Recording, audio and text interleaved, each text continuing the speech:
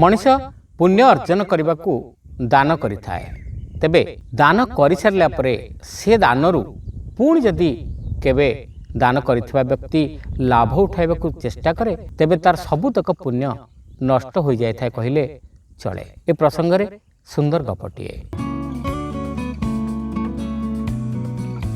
नरसिंहपुर जयदास जड़े जनाशुना लोक थिले। तांकर बेस किछि खेतबाड़ी थिला और से दान धर्म भी करुथिले। लोके तांको बेस खातिर करुथिले। किंतु जयदासଙ୍କ मृत्यु पर तांकर एकमात्र पुत्र बीरू जेतेबेले संपत्तिर अधिकारी हला देखागला तार स्वभाव पूरा उल्टा। से अत्यंत कृपण थिला। अरे बाबू मु तो कहार किछि अन्याय करू नाही। मु पैसा संचिले मो संपत्तिरु आय करी संचुछि नहले मो बुद्धि खटाई करी मु संचुछि। अन्य कहार सेथरे जाय आसे कोन। बापा दान धर्म करुथिले कारण सेथिरु से आनंद पाउथिले। मु सेथिरु आनंद पाए नाही। मु संचय कले आनंद पाए बस एतिक तो कथा। बीरू एया कही ता बो ओ ता स्त्रींकर जेकोसी दान धर्मर प्रस्ताव को एड़े जाउथाए। दान धर्मर से धार धारे नाही।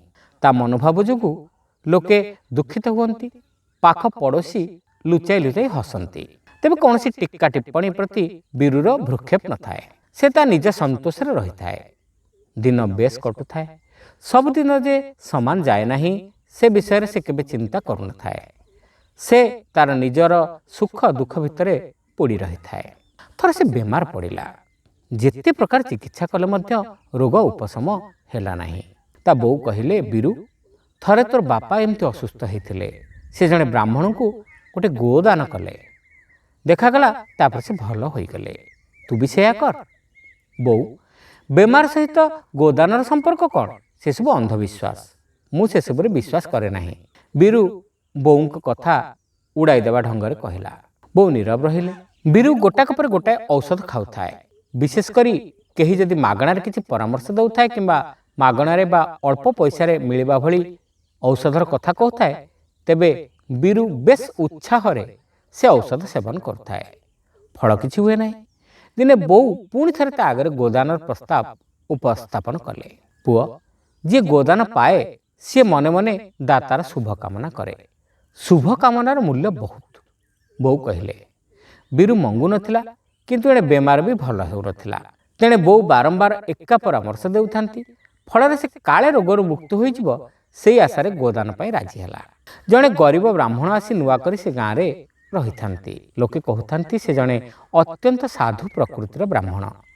बोउंक परामर्श रे तांकु डाकी बीरू गर्भिणी गाईटिए देला। ब्राह्मण खुशी होई गाई धरी जिबा बेलକୁ बीरू कहिला गोटाए कथा मन रखिब गाईटिए देली किंतु बाछुरीटी मते दे दब। ब्राह्मण इतस्तत होई कहिले बाबू माँ ठारू बाछुरी को अलगा करबा तो पाप। किए से कथा कहला केउ शास्त्र रे ताहा लेखा अछि। बीरू जेरा कला। बिचरा ब्राह्मण ए प्रश्नर उत्तर सहजरे देई पारले नाही। से कहिले बाबू माँ को छाड़ी बाछुरी रहिब किपरि। से आहार पाइब किपरि। दूध बिना से बंचिब केमिति। तमे जहा कहउछ सेटा मनीष जाति प्रति प्रयोज्य। पशु कौन बुझे किछि। बेस बाछुरी जेतेबेले दूध पिया छाड़ी देब सेतेबेले तमे मते ताहा देई देब। बीरू कहला। ब्राह्मण राजी हेले। आश्चर्यर कथा बीरूर बेमार छाड़ीगला। से पूरापूरी सुस्थ होईगला।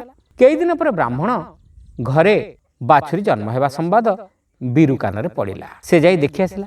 ब्राह्मण वास्तविक गाई को अत्यंत जत्न रे रखिथिले। बीरूर मन छटपट करुथाए। किछि दिन पर से दिने ब्राह्मण को पचारला गाई दूध ठीक ठाक दउछि तो। से ब्राह्मण थिले अत्यंत भद्र लोक। गाई 2 सेर दूध देउथिला किंतु बीरू को खुशी करबा निमंते से कहि पकाइले बाबू से तो गाई नुहे देवी 4 सेर सरकी दूध देउछि। बीरू खुशी कौन हेबो। ता मुह सुखी गला। ता निजर कौनसी गाई एते दूध दियंती नाही।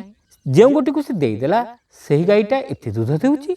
से कहिला एते गुडाय दूध देउछि ताहेल तो से दूध विशेष स्वादु हेउ नथिबो मिठा भी लागु नथिबो। बाबू से दूधर स्वाद अमृत भଳି। ब्राह्मण बीरू को संतोष देवा उद्देश्य रे कृत्य कृत्य होई कहिले। बीरूर मन आहुरी खराब होई गला। से कहिला सते टिके चखाइल। ब्राह्मण संगे संगे जाई गिलासे आउटा दूध नै आसला। बीरू पी देखला वास्तविक ताहा अत्यंत सुस्वादु। ता मनरे आउ सुख रहिला नाही। ऊपर ओली से ब्राह्मण को डकाई कहिला कथा कौन कि मते गोटे अजणा रोग धरिछि। तुमे देइथिबा दूध पी बहुत भल लागिला। ତୁମେ ତ 4 ସେର ଦୁଧ ପାଉଛ, ମୋତେ ଦୈନିକ 2 ସେର ଦୁଧ ଦିଅ। ବ୍ରାହ୍ମଣ ମୁଣ୍ଡରେ ଚଡ଼କ ପଡ଼ିଲା। ସେ ମୋଟେ 2 ସେର ଦୁଧ ପାଉଥିଲେ। ସେଥିରୁ ପୁଣି ସେ ସେରେ ଲେଖାଏଁ ଦୁଧ ଗାଁ ମନ୍ଦିରର ବୁଢ଼ା ପୂଜାରୀଙ୍କୁ ଦେବେ ବୋଲି ମନେ ମନେ ଠିକ୍ କରିଥିଲେ। ବର୍ତ୍ତମାନ ତାହା ହୋଇପାରିଲା ନାହିଁ। ଖାଲି ଗାଈ ବାଛୁରୀଙ୍କୁ ଘରେ ରଖି ପାଳିବା ହିଁ ସାର ହେବ। କିନ୍ତୁ ସେ ନିଜେ ଅତି ରଞ୍ଜନ କରି କଥା କହିଥିବାରୁ ଏମିତି ହେଲା। ଅର୍ଥାତ୍ ସେ ନିଜେ କୃତକର୍ମର ପ୍ରାୟଶ୍ଚିତ କରୁଛନ୍ତି ଭାବି ସେଥିରେ ରାଜି ହେଲେ ଓ 2 ସେର ଲେଖାଏଁ ଦୁଧ ପଠାଇଲେ। ବ୍ରାହ୍ମଣଙ୍କୁ ଦେଖିଲେ ବୀରୁ ରୋଗ ହୋଇଥିବାର ଛଳନା କରେ। 15 ଦିନ ଗଲା। ତା ବୋଉ ତୀର୍ଥ ଯାଇଥିଲେ। ସେ ଫେରି ଆସି ପୁଅକୁ ଦେଖି ଚମକି ପଡ଼ିଲେ। ସେ ରୋଗୀ ପରି ଦେଖାଯାଉଥିଲା। ସତକୁ ସତ ବୀରୁର ପୁରୁଣା ରୋଗ ପୁଣି ତାକୁ ଆକ୍ରମଣ କରିଥାଏ। ବୋଉ ବର୍ତ୍ତମାନ ଚିନ୍ତାରେ ପଡ଼ିଗଲେ। ସେ ପୁଅର ସ୍ୱଭାବ ଜାଣିଥିଲେ। ତାର ରୋଗ କ୍ରମେ ବଢ଼ିବା ସତ୍ତ୍ୱେ ସେ ଚିକିତ୍ସାରେ କିଛି ପଇସା ଖର୍ଚ୍ଚ କରିବାକୁ ପ୍ରସ୍ତୁତ ନଥାଏ। ଦିନେ ସେ ଗାଁକୁ ଜଣେ ସାଧୁ ଆସିଥାନ୍ତି। ସେ ଜଣେ ସଚ୍ଚା ଯୋଗୀ ଭାବରେ ଖ୍ୟାତି ଥାଏ ତାଙ୍କର। ବୋଉ ତାଙ୍କୁ ଘରକୁ ଆଣିଲା। ସେ ଘରୁ ପଶୁ ପଶୁ କହିଲେ, ତୁ ମୋତେ ପାପର ବାତାବରଣକୁ କାହିଁକି ଆଣିଲୁ? ବୋଉ ଏଥିରେ ଦବି ନ ଯାଇ ସାଧୁଙ୍କୁ ସବୁ କଥା କହିଲେ ଓ ପୁଅକୁ ଦେଖାଇଲେ। ସାଧୁ କହିଲେ, ଏ ଟୋକାଟା ପାପୀ। ପାପୀ ତ ନୁହେଁ, ମହାପାପୀ। ଗୋଦାନ ପୁଣ୍ୟରେ ନିଜେ ସୁସ୍ଥ ହେଲା, ତଥାପି ସେଥିରୁ କିଛି ଶିଖିଲା ନାହିଁ। ଦାନ ଧର୍ମର ମହତ୍ଵ ହୃଦୟଙ୍ଗମ କରିପାରିଲା ନାହିଁ। ବୀରୁ କହିଲା, ସାଧୁଜୀ, ମୁଁ ପାପୀ ହେଲି କିପରି? ମୁଁ ତ ଗାଈ ଦେଇଛି। ହଁ, କିନ୍ତୁ ମିଛ କଥା କହି ଦୁଧ ତକ ଚୋରି କରି ଆଣୁଛୁ। ଚୋରି ପାପ ନୁହେଁ? ସବୁଦିନେ ବିଚରା ବ୍ରାହ୍ମଣ ଦୀର୍ଘଶ୍ୱାସ ଛାଡ଼ି ତୋତେ ଦୁଧ ଯୋଗାଉଛି। ବ୍ରାହ୍ମଣ ବିଚରା ଦିନ ରାତି ଗାଈ ବାଛୁରୀଙ୍କ ସେବା କରୁଛି, ସେମାନଙ୍କୁ ଖାଇବାକୁ ପିଇବାକୁ ଦେଉଛି। ଆଉ କ୍ଷୀର ତକ ତୁ ଛଳନା କରି ଆଣି ପିଉଛୁ। ସେଥିରୁ ବଞ୍ଚିତ ବୁଢ଼ା ପୂଜାରୀର ଦୀର୍ଘଶ୍ୱାସ ବି ତୋ ଉପରେ ପଡ଼ୁଛି।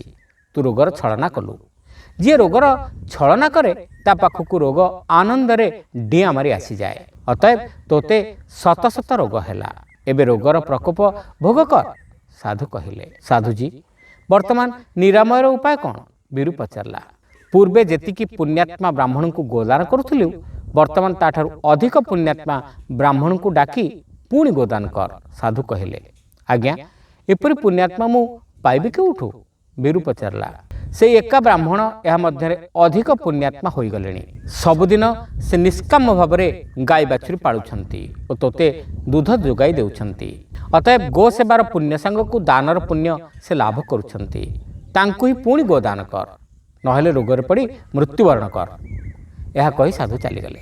ତାଙ୍କ ରୋକଠୋକ କଥା ବୀରୁର ମନକୁ ଦୋହଲାଇ ଦେଲା। ସେ ବ୍ରାହ୍ମଣଙ୍କୁ ଡାକି କ୍ଷମା ମାଗିଲା ଓ ପୁଣି ଗୋଟିଏ ଗାଈ ଦାନ କଲା। ସତକୁ ସତ ଏହାପରେ ସେ ମାନସିକ ଶାନ୍ତି ପାଇଲା ଓ ସୁସ୍ଥ ହେଲା। କ୍ରମେ ତାର ବ୍ୟବହାର ମଧ୍ୟ ବଦଳିବାକୁ ଲାଗିଲା।